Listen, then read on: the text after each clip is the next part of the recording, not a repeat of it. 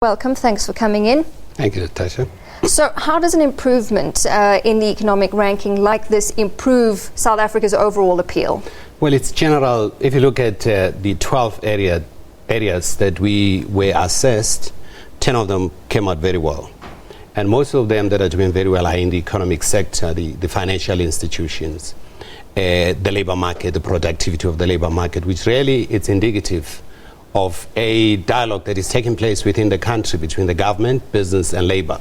So there's a great deal of improvement. Usually this time of the year, it's a time of bargaining, strikes and so on. You haven't seen that for quite some time, which is a reflection of the cooperation between the three sectors. And you mentioned these improvements, and there have been some notable achievements in the rankings. We've leaped greatly on the technology front. So that shows why we can't afford to slip with our advancements. Well, we're not going to slip with our advancement. If you look at the last 7 years, how we've been growing, I mean, year-on-year growth, I mean, what we are reflecting on now, it's year-on-year growth, which is quite huge in terms of the improvement. But I don't think we should only focus on areas that we're doing well. We're very concerned about areas that we're not doing well. For instance, in the area of governance, there are a host of related issues that we're not doing well, and there's a need to address those issues. Of course, the market, the global market has shrunk. It affects the size of our market. What is the market share that we are having globally because of those changes around the world? Well, let's look at some of those issues where we didn't do so well. I mean, the mistrust between the public and the government, that's taking a hit. That can't be good for us, can it? Well, it's always the case. In many countries, you find the general public is very mistrustful of politicians. That's why you see we're still in a much better position, because the participation in election is still very huge by the general public.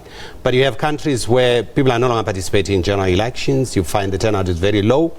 However, having said that, there's a mistrust towards politicians. And this mistrust, I think, is basically fueled around what politicians are promising and what they are delivering. Those are the issues.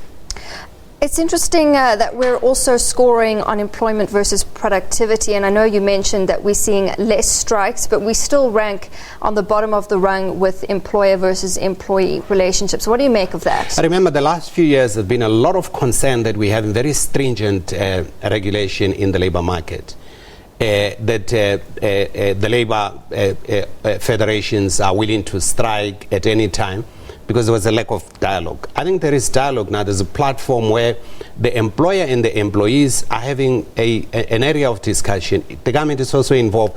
I think those are the improvements. If you look at the changes there compared to last year, we've moved 10 countries up. So that's a great deal of improvement. However, having said that, we're still coming from a very low base, and there's a need to do more. And I think systems that are in place, dialogue is very important. Systems that are in place in terms of dialoguing on how to improve the economy is going to help to put us out of this. I have to ask you around the fees protests that we're seeing. One area that we did extremely well was education. How do you balance that out with what we're seeing now? Well, if you look at the amount of money that we are spending in education, we're still spending a lot compared to most of our peers or countries that are at the same level as us. The challenges that we are having in the country now is not a reflection generally of our education system. No, there are challenges in the system, but competitively we're doing very well compared to other countries. However, having said that, we need to address the challenges that we're having to stop this kind of demonstration that we're seeing around the country. There's a need for students also not to ban institutions. I think there's one thing that all of us, each time we speak to different groups of students, we're emphasizing the need to protect institutions that we're building. All right, Dr. Makubela, thank you very much. We'll leave it there. Dr. Kingsley Makubela, CEO of Brand South Africa.